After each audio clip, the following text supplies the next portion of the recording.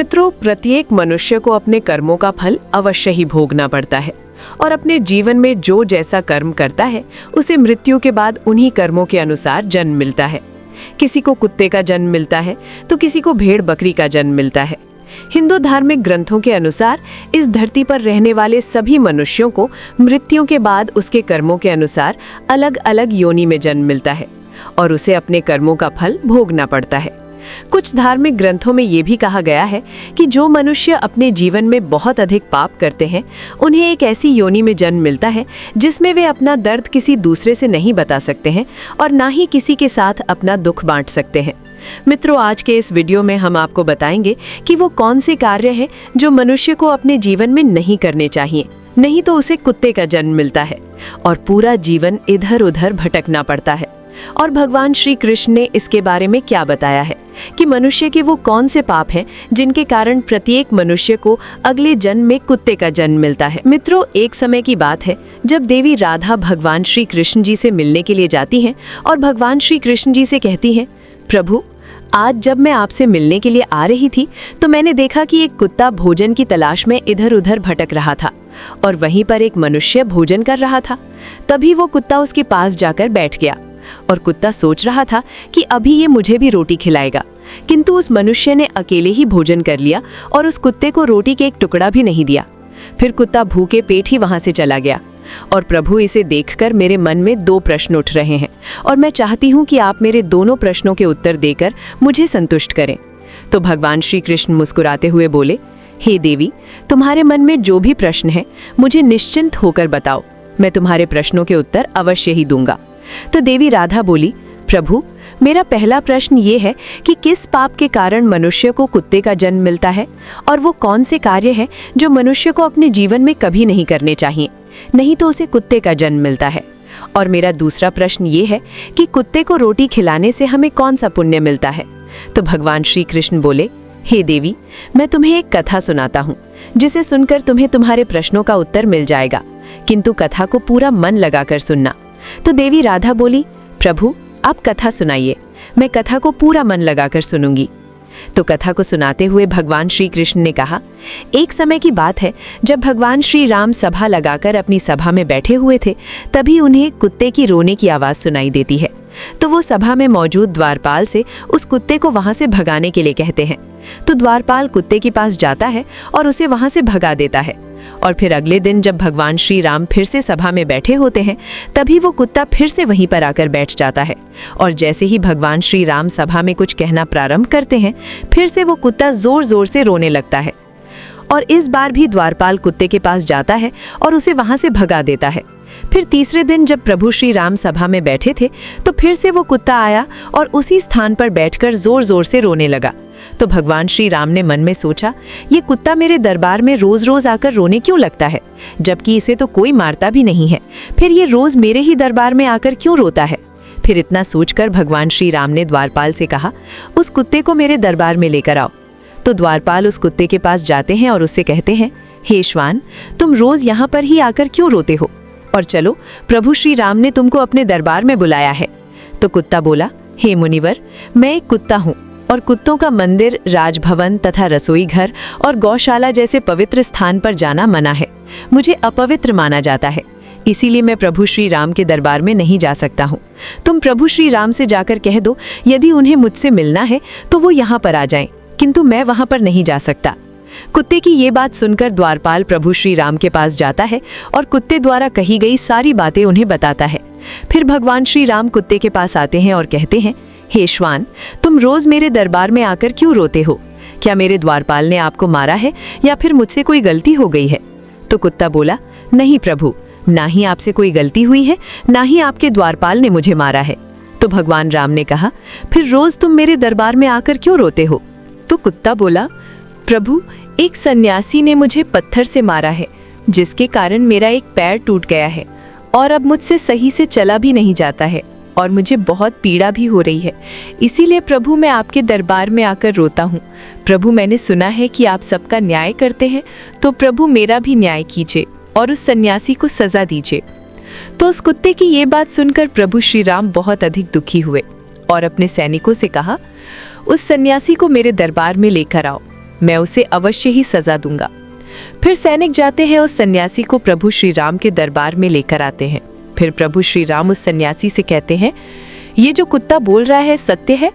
तुमने इस कुत्ते को पत्थर से मारा है, जिससे इसके पैर में बहुत अधिक चोट आई है और अब इस कुत्ते को बहुत अधिक पीड़ा हो रही है और ये ठीक से चल भी नहीं पा रहा है। इसने क्या अपराध कर दिया था जो तुमने इसे इतनी बड़ी सजा दी है कि इसका पैर ही तोड़ दिया है?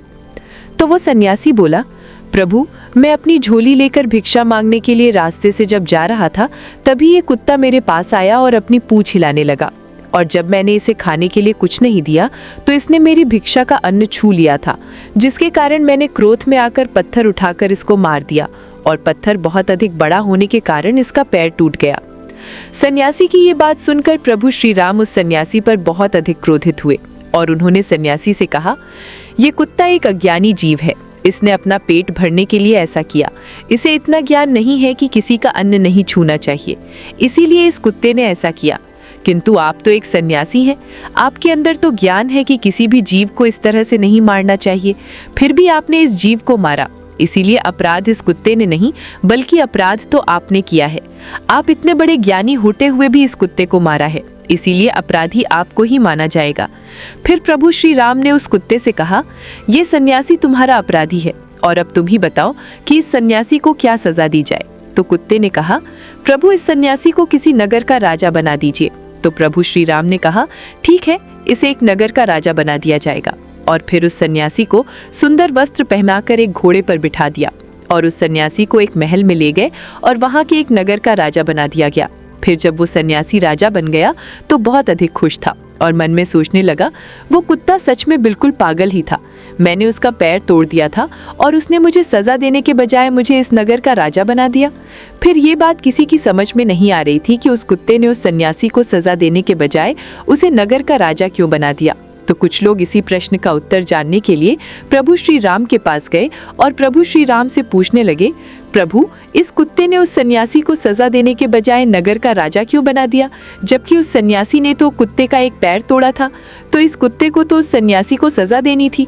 लोगों की ये बात सुनकर प्रभु श्री राम ने कहा, इस प्रश्न का उत्तर तो आप लोगों को वो कुत्ता ही दे सकता है कि आखिर उसने ऐसा क्यों किया। तब सभी लोग उस कुत्ते के पास गए और उस कुत्ते से पूछा, आप अपने उस सन्यासी के साथ ऐसा क्यों किया है? उसे सजा देने के बजाय उसे एक नगर का राजा बना दिया, जबकि उसने तो तुम्हारा एक पैर तोड़ा था। तो कुत्ता मुस्कुराते हुए बोला, तुम जानना चाहते हो कि मैंने उस सन्यासी को सजा देने के बजाय उसे एक नगर का राजा क्यों बना दिया? तो सुनो, मैं भी पिछले जन्म में एक नगर का राजा था और मैं गरीबों पर खूब अत्याचार करता था। मेरे नगर में जितने भी लोग थे सभी बहुत अधिक गरीब थे और वो दिन भर खेतों में मेहनत मजदूरी करके जो अन्न उगाते थे उसमें से आधा मैं ले लेता था, और जो भी मुझे अपने अन्न में से आधा हिस्सा नहीं देता था उसे मेरे सैनिक बहुत मारते पीटते थे और उनकी मेहनत का धन मैं हड़प लेता था। पिछले जन्म में मैंने बहुत सारे पाप किए थे, इसी कारण इस जन्म में मुझे कुत्ते का जन्म मिला है और अब मैं पिछले जन्म में किए गए पापों का फल भोग रहा हूँ। और मैंने उस सन्यासी को इसीलिए बनाया है ताकि उसे भी अगले जन्म में कुत्ते का ही जन्म मिले और तब उसे पता चलेगा कि कुत्ते का जीवन कैसा होता है और अपना पेट पालने के लिए क्या क्या करना पड़ता है और एक एक अन्न के लिए कितना तरसना पड़ता है और कितने लोगों से मार खानी पड़ती है। फिर इस तरह उस कुत्ते की ये बात सुनकर सभी की समझ में आ गया था कि उस कुत्ते ने उस सन्यासी को राजा क्यों बनाया। हे मित्रों, फिर कथा को आगे बढ़ाते हुए भगवान श्री कृष्ण देवी राधा से कहते हैं, हे देवी, अब मैं तुम्हारी दोनों प्रश्नों के उत्तर देता हूँ। तुम्हारा पहला प्रश्न था कि वो कौन से कार्य हैं जो एक मनुष्य को अपने जीवन में नहीं करने चाहिए, नहीं तो उसे कुत्ते का जन्म मिलता है। तो समझ लो, जो मनुष्य उस राजा की तरह अपने जीवन में बहुत अधिक पाप करते हैं उन्हें कुत्ते का जन्म मिलता है। और तुम्हारा दूसरा प्रश्न था कि कुत्ते को रोटी खिलाने से हमें कौन सा पुण्य मिलता है। तो समझ लो, जो मनुष्य कुत्ते को भोजन कराता है उसे अपने जीवन में किए गए पापों से मुक्ति मिलती है तथा उसके जीवन में अनजाने में किए गए पाप नष्ट हो जाते हैं।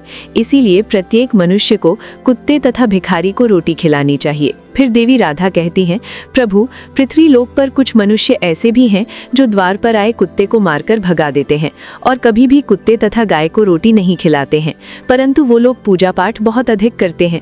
तो क्या प्रभु ऐसे लोगों की पूजा ईश्वर स्वीकार करते हैं? तो भगवान श्री कृष्ण मुस्कुराते हुए बोले, ये वही लोग हैं जो गंगा जी में पाप धुलने के लिए जाते हैं और वहां से आती ही फिर से पाप करना शुरू कर देते हैं। तो देवी राधा कहती हैं, प्रभु क्या गंगा जी में स्नान करने से पाप नहीं धुलती हैं? तो भगवान श्री कृष्ण बोले, गंगा जी में वही पाप धुलते हैं, जानबूझकर किए गए पाप गंगा जी में नहीं धुलते हैं। और गंगा जी में स्नान करने से वही मनुष्य पवित्र होता है जिसका मन साफ हो और मन में कोई छल ना हो तथा मन में गंदे विचार ना हो। और गंगा जी में छल कपट करने वाले और दूसरों की बहन बेटियों पर बुरी नजर रखने वाले लोगों का कुछ नहीं होता है। अंत में ऐसे लोगों का सर्वनाश ही होता है और प्रत्येक मनुष्य को अपने कर्मों का फल अवश्य ही मिलता है। मित्रों, आपको ये कथा कैसी लगी हमें कमेंट करके जरूर बताएं। तो बोलो राधे राधे, जय श्री कृष्णा।